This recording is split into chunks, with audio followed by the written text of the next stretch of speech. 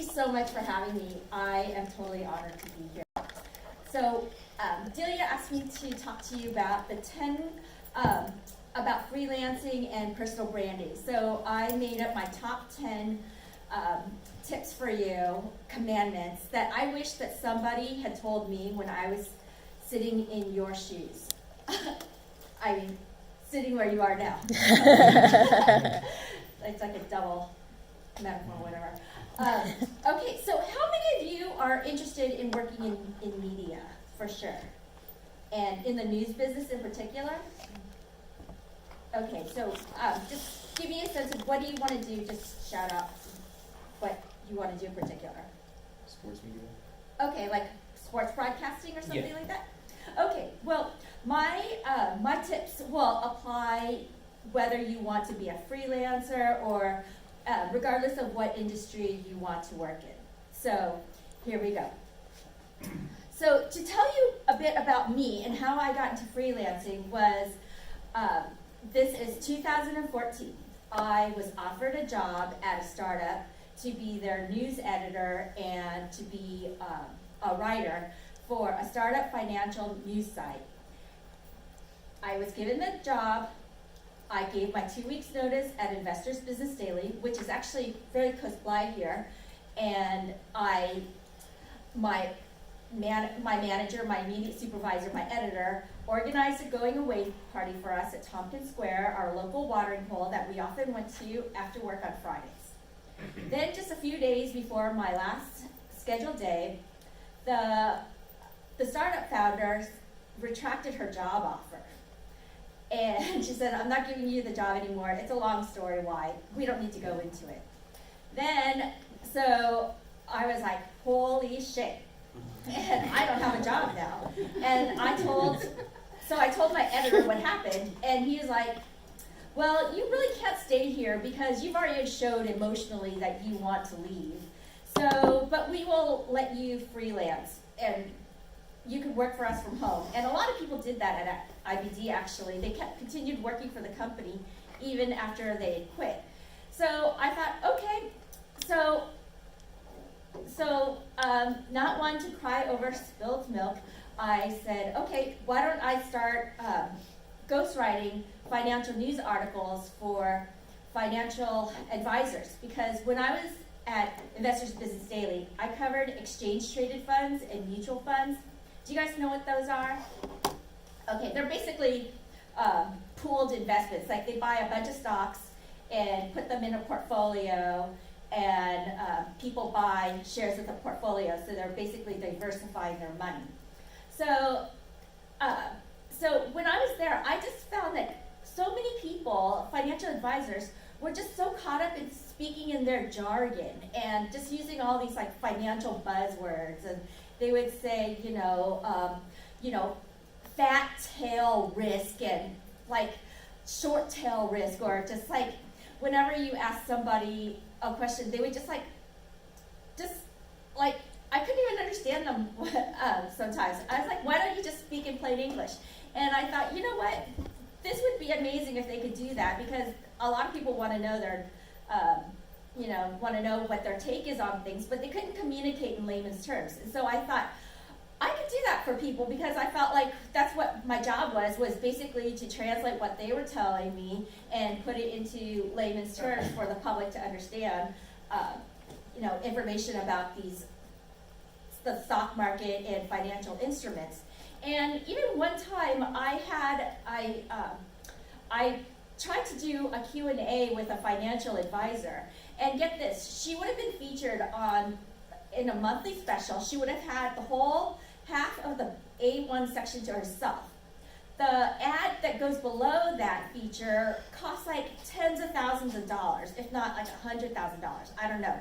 But that's like very, very valuable real estate. She could have been presented there front and center for free if she could have just spoken in plain English. But she couldn't do that. So she couldn't get that publicity. Can you imagine not being able to like take this opportunity if you just can't get out of your own way and speak in normal terms?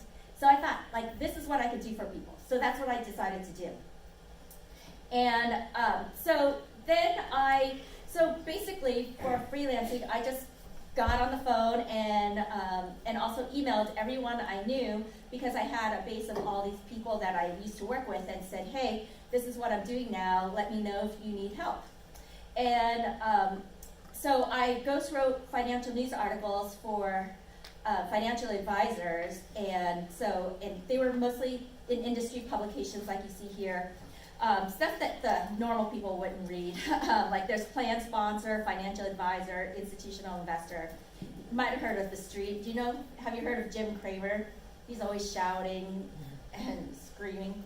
And one day I tried to get my clients into Forbes, and they said, we're not taking any more financial advisors, but we do need people to write about exchange traded funds and mutual funds. And I was like, me, I used to do that very thing for Investors Business Daily, and then so that's how I got into Forbes.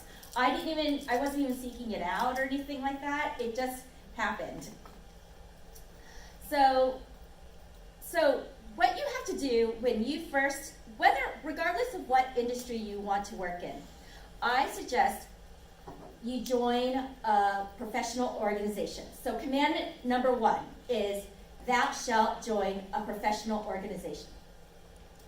And for instance, for years, I've belonged to the Asian American Journalists Association. And that's our mutual friend Gina in the front right here, if you can see her. She was president, and she's been one of my best friends ever since. And that's how we met, is through the Asian American Journalists Association. And you really need to find people who are doing the same thing as you, so you can build a support network. They will help you with whatever, they have tons of resources at these organizations. And you can belong to them as a student as well, because they have student chapters, they offer all kinds of student programs, and even scholarships. And even if, for instance, the Asian American Journalists Association, they offer scholarships, and I know that college is so ridiculously expensive, and their scholarship is a pittance compared to what you're paying. But it's not so much about the money. It's like you get the recognition of having won the scholarship, and so you get the street cred that goes with it. And you get to network with all the people in the organization, because then you get invited to their celebration lunch or dinner, whatever event they have, and then you get to schmooze with everybody. And it's very important to do that.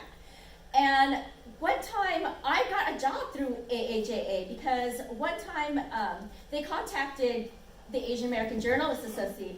Let me start over. ABC News Primetime was looking for field producers who could speak Vietnamese. And so they contacted Asian American Journalists Association for people who had such skills. And that's a logical place for them to look, right? So, and I saw that listing through their email blast. And that's how I got the job. But if I wasn't on the email blast and a part of that organization, I would have never seen that opportunity. So you never know where things can lead you. And there is an organization for everything. There's, I also belong to Society of Professional Journalists. Maybe some of you might want to be in the Writers Guild. There is a support or an industry organization for everything. So raise your right hand and say, I swear. I swear. I will join a professional organization. I will join a professional organization. Thank you. Okay. Number 2. Thou shalt get a mentor. Okay, have you ever heard that nobody succeeds alone? It's true. There's no such thing as a self-made person. Even Bill Gates and Jeff Bezos would tell you they had tons and tons of support, and even they have mentors. And every company, even every CEO, has a board of advisors that they even have people that complement their skills. Like if they're not good at branding and marketing, they get someone who is. And if they're not good at accounting and numbers, they find someone who fills that niche. And so then every company and every person is just like a blend of this synergy of brains. And throughout this talk, I'm going to give you my commandments, and I'm going to suggest some books that are authors from which I got the idea. And so for this one I got from The Success Principles by Jack Canfield. Have you guys heard of Jack Canfield? He's the author of the Chicken Soup for the Soul series. Oh, yeah. Like, he started that, and he has all kinds of like self-help and personal development courses, and he has really good books too about it. Okay, so reach out to somebody that you would want to mentor you, and you'd be surprised. People like to help more than you would think, and you might think like, oh, why would they be interested in helping me? You know what? Being a mentor is a two-way thing. People love to mentor, and I'm actually a mentor to a high school student through the Fulfillment Fund, and there's tons of people who do that. My husband is a mentor too. And say you approach someone and they say no, or just ignore you like a fart in church. What do you do? Think. SW, SW, SW. That means some will, some won't. So what? Somebody's waiting. You are going to get tons of no's and rejections, but that's just a part of the journey on to finding your yes. Number 3, thou shalt network. Network, network, network. And I recommend you read this book called Never Eat Alone by Keith Ferrazzi. So there's many, many ways you can network, and you can join social media groups, you can join meetups. I'm a part of many, many meetups and have gone to many, many meetups. Oh, Delia, you're in a meetup for hiking, right? Many. So that is like so important, because you know what? As they say, it's not what you know, it's who you know. And case in point, one time our friend Gina had to hire somebody to replace her when she went on maternity leave, and she got 200 applications from people with extremely stellar resumes. They worked at Sony, they worked at all these big studios, and who did she pick? Someone she knew and felt comfortable with. Was this person the most qualified or the smartest? I doubt it, but it was the person that she felt most comfortable with and knew best. So, number 4, thou shalt be a niche expert. By chance, do you guys know who Marie Kondo is? Mm-hmm. Yay, I love her, and I fold my clothes the way she suggested, and I do everything she has recommended, and I love it. And anyways, so look she is a global phenomenon, and she's just recommending people fold their clothes and tidy up. And you have to be known, so she's like known for like that thing, like that organization. Like when I was at Investors Business Daily, I only wrote about exchange traded funds and mutual funds, of all the things that you can invest in. And even within that, there's a lot of diversity within that, because there's just so much going on within that one niche. And like, I've never written about sports. I would starve if I had to do entertainment, and that's okay. And if there were no job, and if there were the jobs in journalism left were sports and entertainment, I would have to do something else probably, because I just wouldn't want to do those, and because it's just not my cup of tea. So you have to find your niche. Does anyone know if they have a niche or one area that they want to specialize in doing? Okay, what? Tell me. Commercial advertising is like really what I want to do. Commercial advertising. Okay, Yeah. great. Okay, so like even within commercial advertising, there's people who just specialize in advertising cars or just one medium. You could do one medium or one subject matter. And you could be an expert in a niche in many ways. Like for instance, you could just be the one person that only writes sales letters, or only writes commercials, or only writes TV commercials or radio copy, or be a subject matter expert like I was with exchange traded funds and mutual funds. Okay, so number 5, thou shalt brand yourself. So that means even if you're going to have your own job, have a job at a company, you still want to create a yourname.com website. Everybody has a yourname.com website, just about. Mine is kytrangho.com.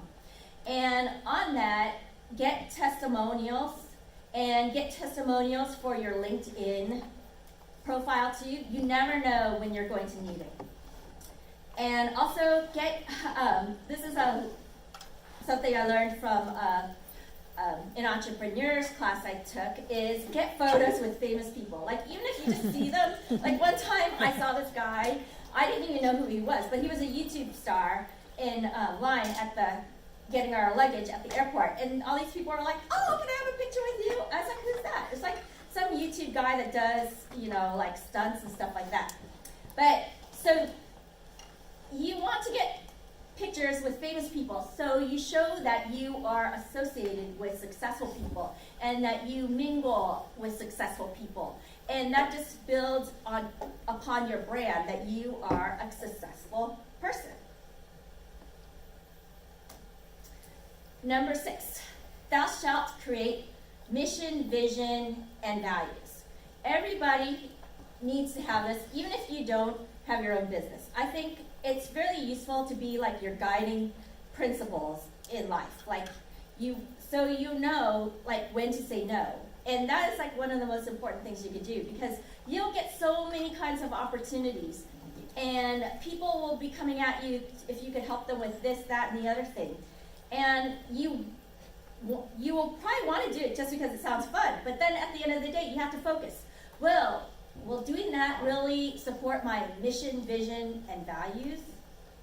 Because, like, for instance, one time in our neighborhood, we had, I was on the neighborhood board in my neighborhood, and they got into debate. Well, should the neighborhood board donate money to the city council staff's funeral? And, like, some people thought, like, of course, that's like such a notable, noteworthy, that's,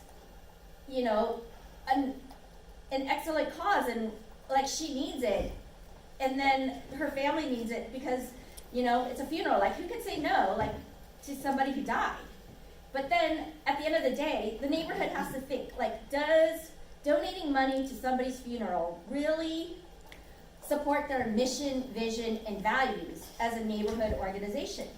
And it doesn't, because the neighborhood organization exists for the betterment of the entire neighborhood and not like one specific cause. And unfortunately, that's like, it sounds cool, or, and a lot of people got upset over it, but it just didn't support the neighborhood's mission, vision, and values to donate money to an individual person's funeral.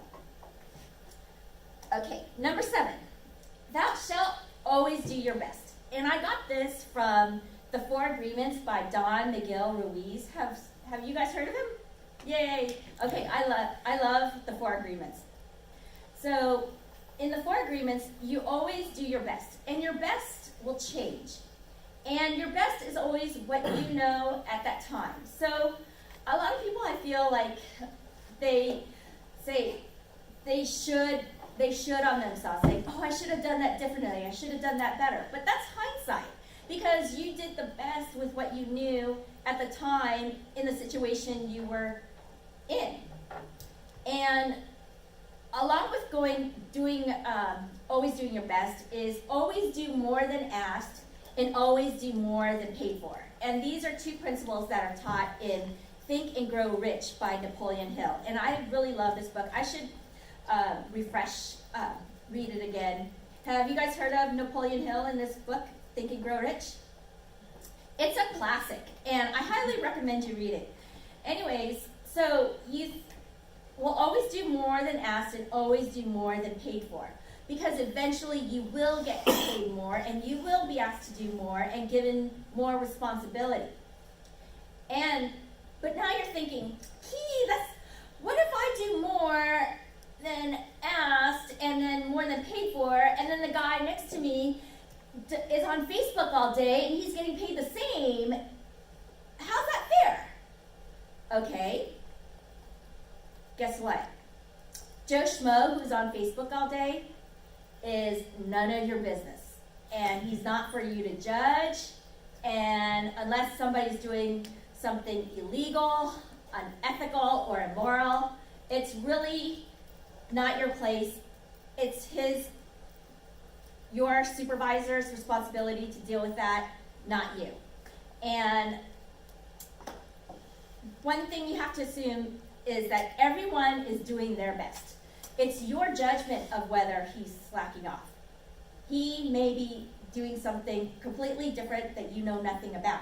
Or think of it this way: everybody is struggling with demons that you know nothing about. So it's not for you to judge others.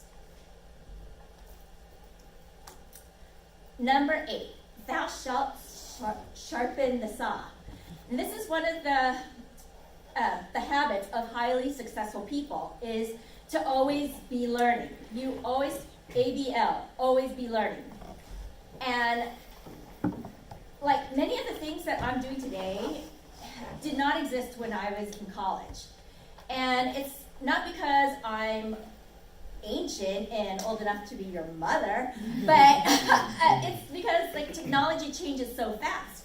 And like, for instance, Bitcoin just came into existence like 10 years ago, but the whole blockchain, the hype around blockchain didn't really get big until around 2 years ago, 1 year ago.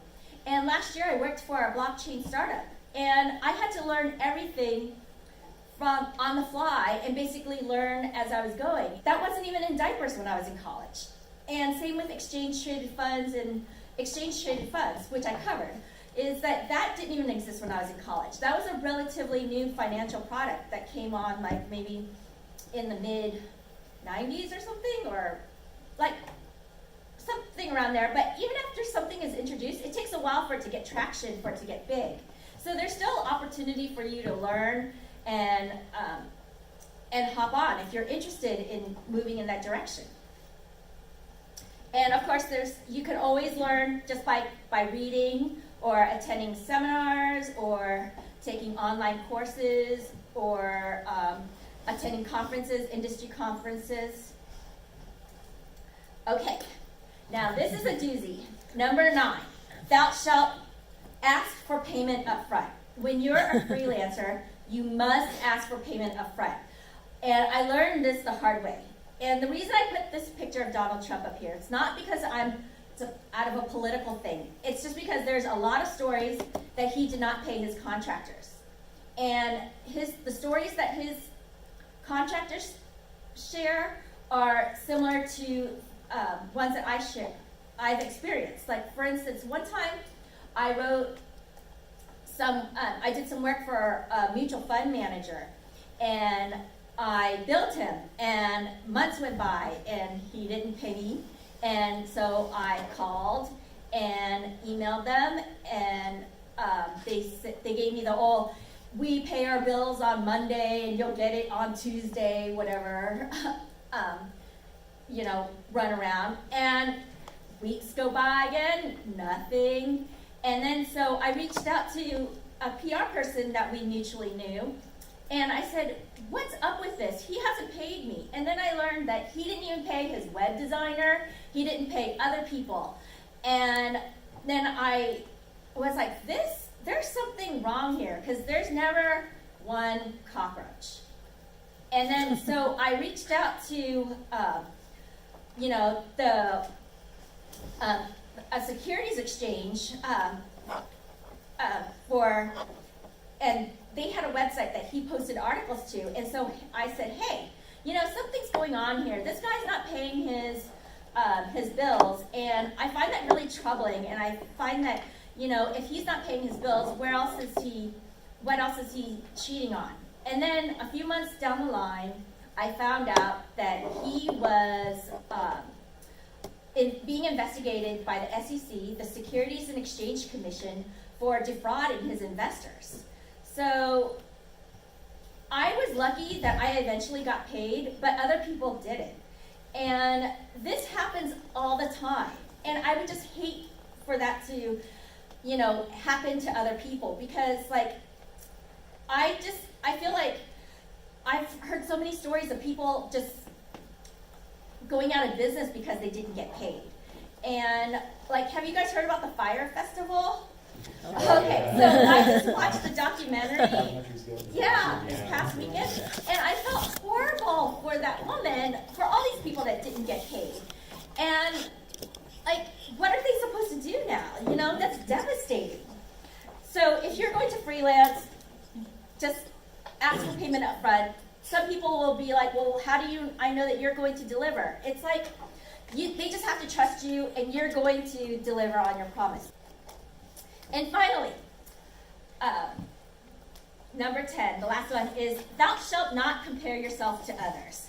And I put a picture of Jeff Bezos here and Kylie Jenner, because to show you that there's always going to be someone who's richer and has more social media followers, or who's better looking than you. And so, or someone who's going to be what you think is more successful. So when you compare, you despair. And when you compare, you kill uniqueness. You are here to be on your own path and on your own journey. And that is something to be celebrated. And instead, if you issue it and say, oh, I wish it was this, that, and the other thing, then you're like arguing with reality, and you're just only going to make yourself miserable. So, and that's it for me. And I'll tell you, this is this picture right here. This is me with Mr. Wonderful from Shark Tank. And this is like a long ass time ago, but me with Jesse Ventura and at the DNC convention. And that guy on the right looks like Bill Clinton, but he's not. And anyways, I showed this to you, and then here's a picture of a spread I did in a Vietnamese newspaper called Người Việt, that just means Vietnamese people. And I wrote the story, and I got a feature in it because I wrote the story myself. And this is another thing about that, when you are in the working world and freelancing, you have to be your own shameless promoter. And you have to be able to tell your story yourself.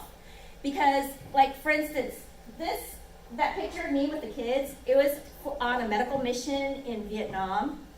And my sister is actually one of the board members, and she's an OB-GYN doctor.